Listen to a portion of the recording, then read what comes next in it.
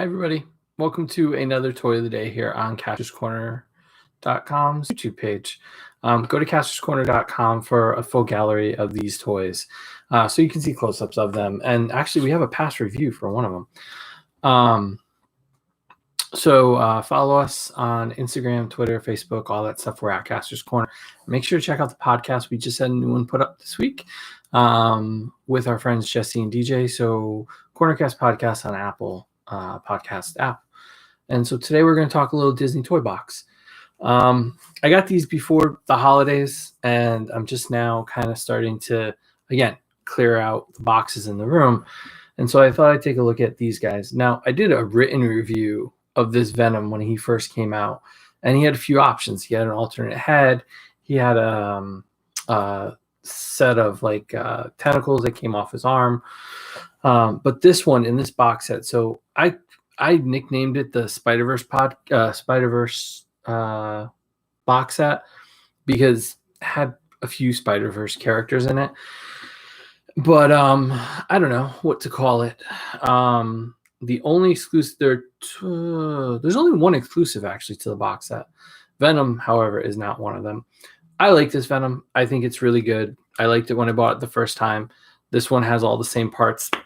Head pops off pretty easy, so you can use this however you want to. But there's not much difference here between this Venom and the first one we got as a single card.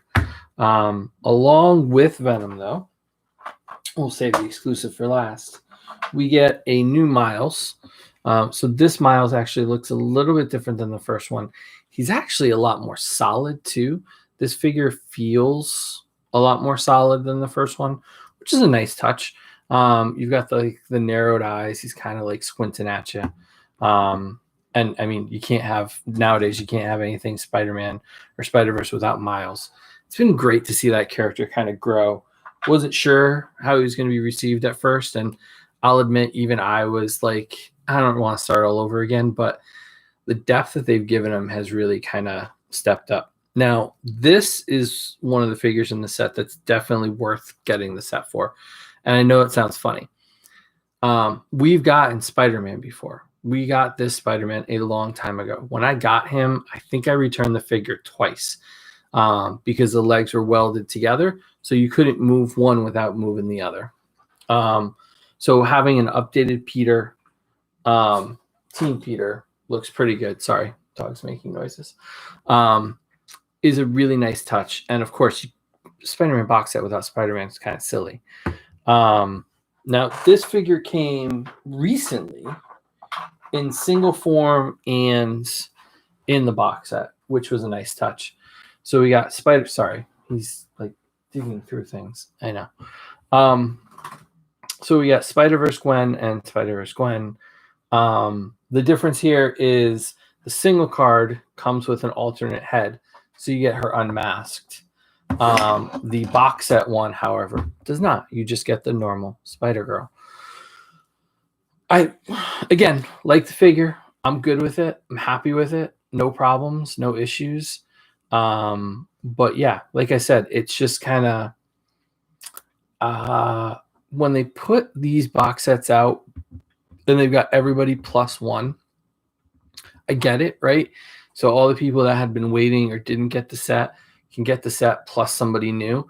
But all of us that have been supporting the line the entire time, when we get one new character in the box set, it really does stink. And when you don't get the accessories that came with the original release, again, I get it. They're trying to keep the cost down. But again, it burns those collectors, those consumers that are really, supporting the line. Like this guy here, SpiderHam with his little curly tail. We get him. He came with another Spider car. So you got Spider car and Spider-Man. And I actually opted to get the box set to get SpiderHam instead of getting the car. So I skipped out on the buggy this time. But this one, the funny thing is, this figure is actually better tooled than the Mattel one. Oh, sorry, the Hasbro one. Both times. He's got a hinge neck, so he can look up and down.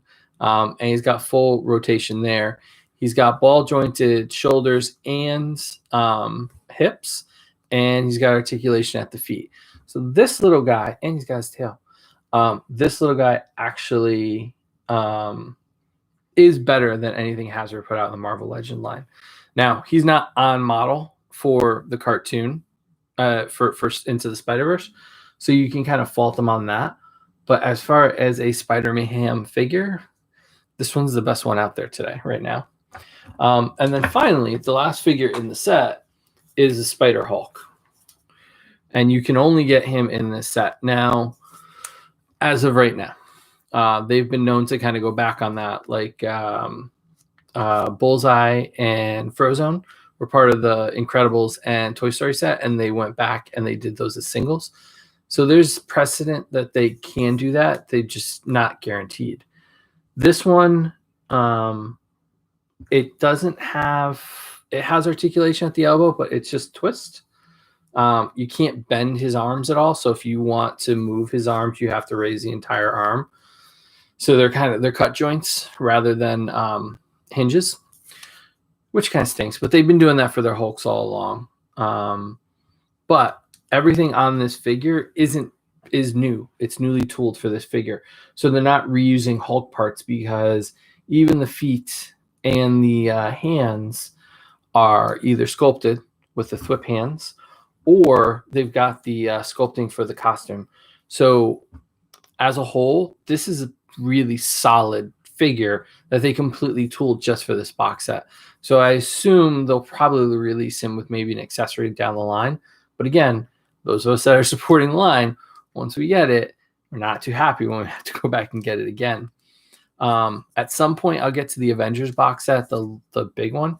And I think that probably is the best one they've done, because it gave you alternate versions of the character in some way, shape, or form. So it gave value to almost every figure in that set.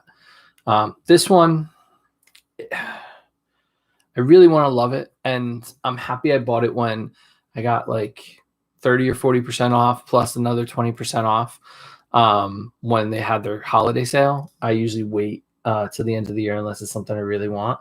So yeah, so I'm happy I waited for this one, because I don't know if I'd pay full price for it. But as a whole, these two figures and this updated Spider-Man, I think it makes it a solid set that it was really hard not to grab. And you can tell I didn't skip it. I definitely went for it.